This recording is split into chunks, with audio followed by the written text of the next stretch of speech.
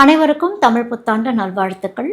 நம்ம ஏப்ரல் 14ஆம் தேதி அப்படின்னு பார்க்கும்போது சித்திரை திருநாள் பராபவ வருடத்துக்கு போகிறோம். பராபவ வருடம் அப்படின்னா என்ன அப்படின்னா, திருத்தங்கள் வரப்போகுது. நம்ம வாழ்க்கையிலும் நிறைய திருத்தங்கள் நம்ம பண்ணணும் அப்படிங்கிற ஒரு விஷயத்தை தான் பராபவ வருடமாக பார்க்கப்படுது.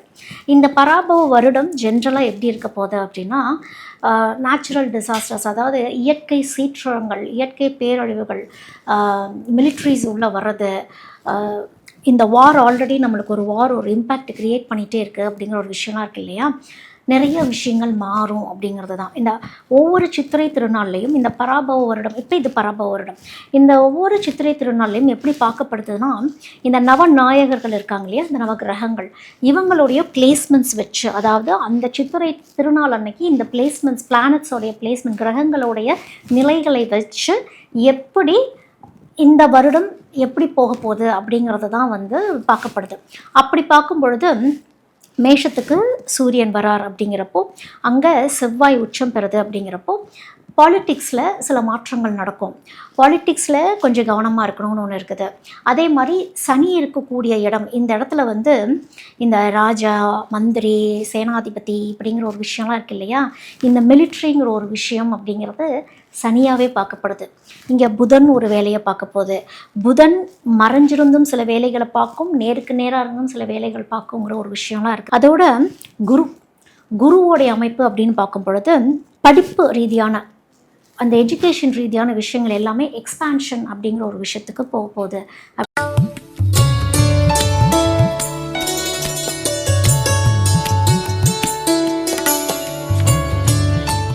கடகராசிக்கு இந்த பராபவ வருடம் எப்படி இருக்கும் அப்படிங்கிறப்போ, கடகத்துக்கு மன அழுத்தங்கள் உண்டு, மன சுமைகள் உண்டு, சோகங்களும் உண்டு. ஆனால் இதையெல்லாம் எப்படி நீங்கள் கடந்து வர போகிறீங்க அப்படிங்கிறது தான் இந்த பராபவ வருடம் சொல்லக்கூடியது. இப்போ ரிலேஷன்ஷிப்லலாம் இருக்கீங்க அப்படின்னு வச்சுக்கோங்களேன், டிபெண்டன்சிங்கிறது பெண்களுக்கு ரொம்ப ஜாஸ்தியாகும் அப்படின்னு இருக்குது.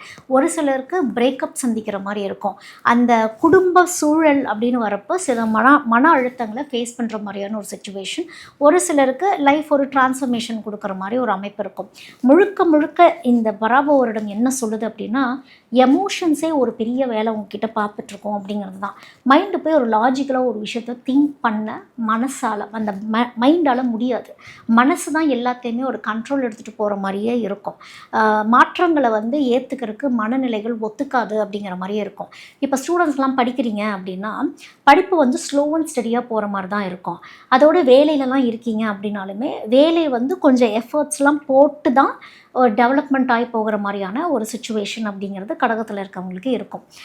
ஃபேமிலி லைஃப் அப்படின்னு பார்க்குறப்போ கொஞ்சம் ஃபேமிலியோட டைம் ஸ்பெண்ட் பண்ணிக்கிறது நல்லது கடகத்தில் இருக்கவங்களுக்கு. ஏன்னா உங்களுடைய சரௌண்டிங்ஸ், உங்களுடைய சுற்றுச்சூழல் அப்படின்லாம் இருக்கு இல்லையா, யாரை நம்பணும் யாரை நம்பக்கூடாது அப்படிங்கிற ஒரு விஷயம்லாம் இருக்குது. ஏன்னா இது எல்லாமே எமோஷன்ஸ் கனெக்டாகவே இருக்கிறதுனால மைண்டு சம்டைம்ஸ் லாஜிக்கலாக யோசிக்காதுன்னு ஒரு விஷயம் இருக்குது. பின்விளைவுகள் என்னங்கிறது யோசிக்காதுன்னு ஒன்று இருக்குது. நம்ம எப்போவுமே எமோஷன்ஸில் எடுக்கக்கூடிய முடிவுகள் பெரும்பாலும் தவறாகவே போகும் அப்படிங்கிறது தான். எல்லா இடங்கள்லையுமே எமோஷன்ஸாக எடுக்கக்கூடிய டிசிஷன்ஸ் வெற்றியை கொடுக்காதுன்னு ஒரு விஷயம் இருக்குது. அப்போது 360 டிகிரிஸ்லேயும் நம்ம புத்தி வேலை பார்க்கணுன்னு ஒன்று இருக்குது. இப்போ இந்த ஆண்களாகட்டும் பெண்களாகட்டும் இந்த டிபெண்டன்சி, இந்த அன்பு ரீதியான சில டிபெண்டன்சிஸ்லாம் உங்களுக்கு இருக்குது அப்படிங்கிறப்போ மனபாரங்கள் அதிகமாகக்கூடிய ஒரு சுச்சுவேஷன் தானே அது. ஸோ இதிலேருந்து என்னால் வெளியே வர முடியல, ஒரு லூப்புக்குள்ளே மாட்டிகிட்டே இருக்க மாதிரி, அந்த சோகத்தை சுமந்துக்கிட்டே இருக்கிற மாதிரியான சுச்சுவேஷன்ஸ்லாம் இருக்கும். இது கொஞ்சம் கொஞ்சமாக படிப்படியாக குறைய ஆரம்பிக்கும் அப்படிங்கிறது தான்.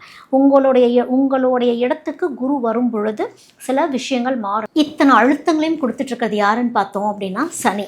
இந்த சனி என்ன பண்ணும், சனியோடைய குணாதிசயம் என்ன, ஒரு டிசிப்ளின்குள்ளே கொண்டு வராமல் சனி ஓயவே ஓயாது. திரும்ப ரிப்பீட்டடாக அதே லூப்புக்குள்ளே நம்ம போயிட்டு எந்த அளவுக்கு கரெக்டாக இருக்கும், நியாயமாக இருக்கும். கிட்டத்தட்ட மிலிட்ரி தான் சனி, அதே மாதிரி ஸ்ட்ரிக்டான மேக்ஸ் டீச்சர் தான் சனி. திரும்ப அந்த கரெக்ஷன் பண்ணிக்கிட்டே இருக்குங்கிறது தான். அந்த விஷயத்துலேருந்து, அந்த லூப்லேருந்து நீங்கள் வெளியே வந்துட்டீங்க அப்படின்னாலே நீங்கள் உங்களுடைய ப்ராப்ளம் பெரும்பாலும் சால்வ்டு அப்படிங்கிற ஒரு விஷயந்தான். அப்போ நீங்களாம் சனீஸ்வரருக்கு விளக்கு போட்டுட்டு ஆஞ்சநேயரை வழிபாடு பண்ணிக்கிறதும், சிவன் ஸ்தலங்களில் போய் அதிகமாக நேரங்கள் செலவிடணும். நீங்கள் சிவன் ஸ்தலங்களில் போய் உட்கார சனியோடைய ஆதிக்கம் அப்படிங்கிறது கொஞ்சம் குறைய ஆரம்பிக்கும். ஒரு சிலர்லாம் வந்து மாந்தீஸ்வரர்கிட்ட போயிடுங்க. மாந்தீஸ்வரர்கிட்ட போயிட்டு ஒரு பரிகார பூஜை கூட பண்ணிட்டு வந்துடுறது நல்லது. சில பாரங்கள், சனிங்கிறது நம்மளுடைய முன்னோர்களுடைய கர்மாவையும் குறிக்கக்கூடிய ஒரு விஷயம்தான். அப்போது வயதானவர்களையும் குறிக்கக்கூடிய ஒரு விஷயம்தான் சனி. அப்போது வீட்டில் பேரண்ட்ஸோடைய ஹெல்த் ரொம்ப கவனம், அம்மா அப்பாவோடைய ஹெல்த் ரொம்ப கவனம். இப்போ நீங்களே பேரண்ட்ஸாக இருக்கீங்க, உங்களுடைய ஹெல்த்லேயும் நீங்கள் கொஞ்சம் கவனமாக இருந்துக்கணும். வீட்டில் வயதானவர்களாம் இருக்கிறாங்க, முக்கியமாக அம்மாவுடைய ஹெல்த் அப்படிங்கிறத கொஞ்சம் கவனமாக பார்த்துக்கணும். அம்மாவுடைய மனநிலைமைகள் என்னங்கிறதையும் கொஞ்சம் கவனமாக பார்த்துக்கணும். இப்படி கொஞ்சம் ஜாக்கிரதையாக கேர்லெஸ்னஸ்ஸாக இல்லாமல் இருந்துக்கிறது தான் புத்திசாலித்தனம் இந்த தடவை வந்து கடகத்துக்கு. இதுவும் கடந்து போகும். அழுத்தங்கள் இருந்தாலும் சோகங்கள் இருந்தாலும் கொஞ்சம் லாஜிக்கலாக திங்க் பண்ணும் பொழுது லைஃப் மாறும் அப்படிங்கிறது தான் வந்து மெயினாக சொல்லக்கூடியது. நீங்களாம் வந்து ராமநாத சுவாமி கோயிலுக்கும் நீங்கள் போய் வழிபாடு பண்ணும் பொழுது எல்லாமே முன்னோர்களை நினச்சே வழிபாட்டு முறைகளில் கொஞ்சம் ஈடுபடுங்க. ஏன்னா உங்களுக்கு வந்து முன்னோர்களுடைய ஆசீர்வாதம், முன்னோர்கள் காப்பாற்றுவாங்கங்கிற ஒரு அமைப்பே இருக்குது. இந்த பராபவ ஒரு இடத்துல உங்களுடைய முன்னோர்களை நினச்சும் அவங்களுடைய ஆத்மாக்களுக்கும், இப்போ வீட்டில் தாத்தா பாட்டி கொள்ளு தாத்தா அந்த ஆன்மாக்கள் யாராக இருந்தாலும் சரி, இந்த ஆன்மாக்களுடைய ஒரு ஆத்ம சாந்திக்கு கூட நீங்கள் வந்து மன ரீதியாக ஒரு வேண்டுதல் வைக்கும் பொழுது, அவங்களுடைய பேரில் யாருக்காவது அன்னதானம் செய்யும் பொழுது உங்களுடைய வாழ்க்கை அப்படிங்கிறது வந்து கொஞ்சம் நிலையான ஒரு தருணத்துக்கு போகும் அப்படிங்கிறது தான் வந்து இந்த பராபவ ஒரு இடத்துல கடகராசிக்கு சொல்லக்கூடியது. இப்போ ஆர்கியாதிபதி அப்படிங்கிறது என்ன அப்படின்னா, அதாவது தண்ணி, நீர்நிலைகளை சொல்லக்கூடியது. இது போய் சுக்கிரன் போய் உட்காருது நீர்நிலைகள் சம்மந்தப்பட்ட ஒரு விஷயத்தில். அப்போ சுக்கிரனுடைய குணாதிசயம் என்ன? லக்ஷ்மி தானே. எங்கே தங்கம்னு ஒன்று இருக்குது. நீரே வந்து ஒரு லக்ஷ்மி அமைப்பை சொல்லக்கூடிய ஒரு விஷயந்தான். அப்போது இந்த நீர் அப்படிங்கிறது லக்ஷ்மி எங்கே தங்கும், எங்கே செழிப்பு கொடுக்க போகிறாங்க, எங்கே வறண்டு காணப்பட போகிறாங்க அப்படின்னு ஒரு விஷயம் இருக்குது. அப்போது இது மத்தியம நிலையாகவே இருக்கும், ஓரளவுக்கு மாட்ரேட்டாக இருக்கும் அப்படிங்கிற மாதிரி தான் பார்க்கப்படுது. அடுத்தது மேகாதிபதி அப்படிங்கிறது சந்திரன்கிட்டயே போயிடுச்சு. ஆல்ரெடி நான் சந்திரனுக்கு சொன்ன மாதிரி தான் இது வந்து ஏற்ற இறக்கங்கள் அப்படிங்கிற ஒரு விஷயத்தை நம்ம பார்க்க போகிறோம். மழை ஒரே மாதிரி பெய்யாது அப்படிங்கிற ஒரு விஷயம்தான். பரப்பு நிலை, சரியான ஒரு பரப்பு நிலையில் மழை போய் சேராது. ஒரே இடத்துல திடீர்னு ஃப்ளட்டு மாதிரி உருவாயிடும். ஒரு இடத்துல பார்த்தா இந்த இடத்துல ஃப்ளட்டு வந்துட்டுருக்குன்னா இந்த பக்கம் மழையே இருக்காது.